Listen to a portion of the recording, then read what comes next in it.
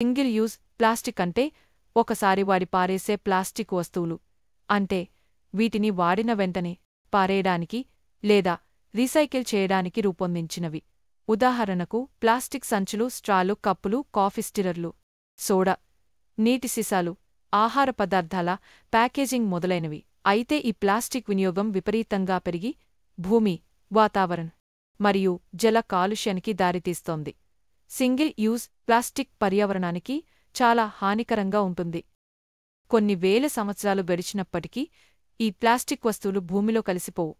అంటే అవి చాలా కాలం పాటు పర్యావరణంలోనే ఉంటాయి.